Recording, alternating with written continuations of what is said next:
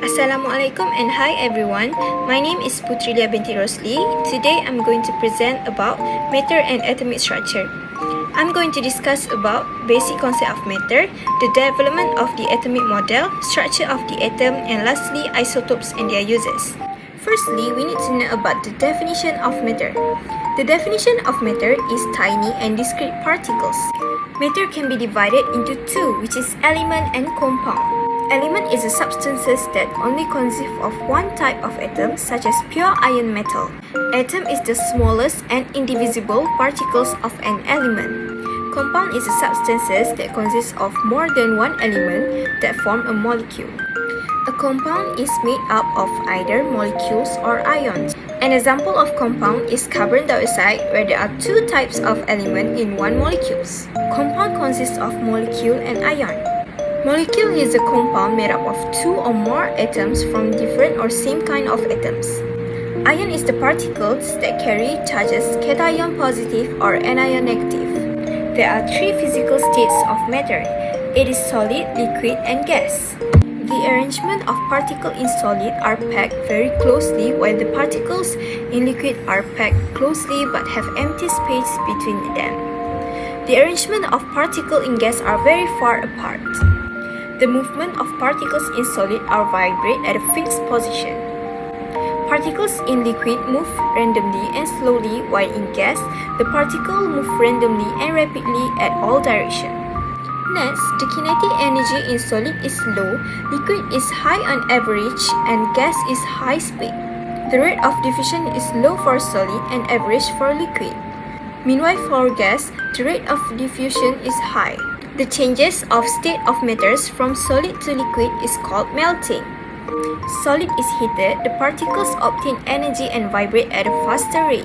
The vibration keeps increasing as the temperature increases until it reaches the melting point.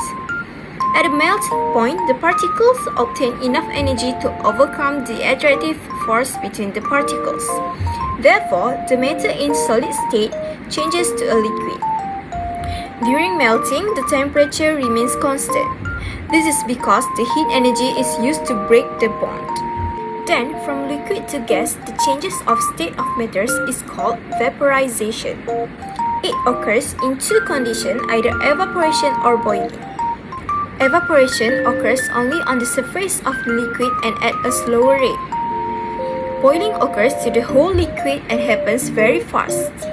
Both will cause the attractive forces between particles to break and change the state from liquid to gas.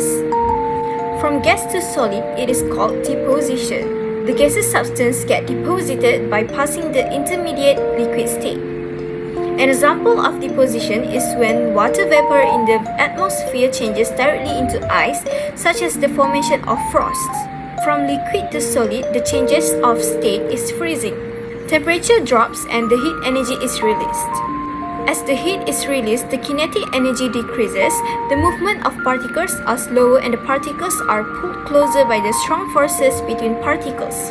Therefore, the physical state of matter will change from liquid to solid. The temperature stays at the freezing point because the heat is released constantly. From gas to liquid, it is condensation. Condensation is a process by which a gas or vapor changes to liquid state at a certain temperature. When the temperature drops, the gas loses its kinetic energy, and therefore it will change the physical state of matter to the liquid. Condensation occurs at or below the boiling point of the substance. Lastly, from solid to gas, the changes of state is sublimation. It is process of conversion of a substance from the solid to the vapor state without its becoming liquid. Next, we move on to the development of the atomic model. An atom is made up of smaller subatomic particles which are proton, electron, and neutron. Proton and neutron are located at the nucleus of the atom. Electrons move around the nucleus at a high speed. The mass of the atom is concentrated at the center of the atom. The development of atomic structure models are developed step by step based on a few opinions. For example, John Dalton stated that all matter is composed of extremely small particles called atoms. All atoms are the same for one kind of element. Atom cannot be created or divided into smaller particles. In a chemical reactions, atoms are separated, combined, or rearranged. J.J. Thomson said that an atom consists of small negatively charged particles called electrons. The atom is a positively charged spherical cloud with electrons positioned uniformly throughout the atom. Next, Ernest Rutherford discovered proton, which is a positively charged particle. Proton and most of the mass of the atom is located at the nucleus, which is the center of the atom. The atom is mostly empty space. Niels Bohr then stated that electrons move around the nucleus in their fixed shells. The shells formed are circles with a fixed radius from the nucleus. Electrons at each shell have their own fixed energy level.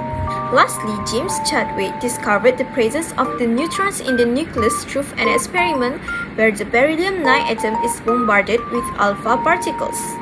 He proposed that half of the mass of an atom is contributed by the neutron.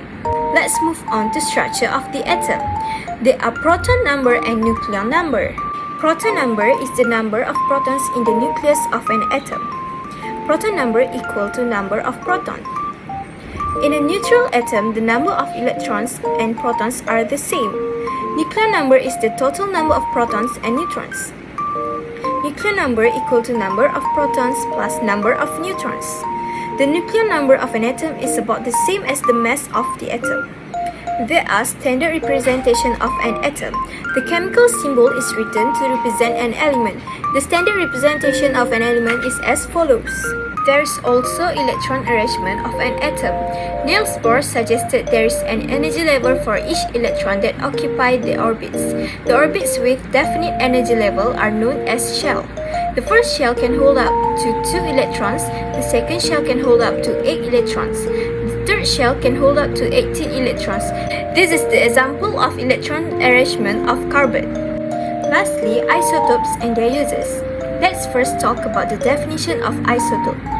Atoms of the same element that have the same number of protons but a different number of neutrons is the definition of isotope. The uses of isotope is cobalt-60 used to kill cancer cells without surgery sterilizing surgical tools.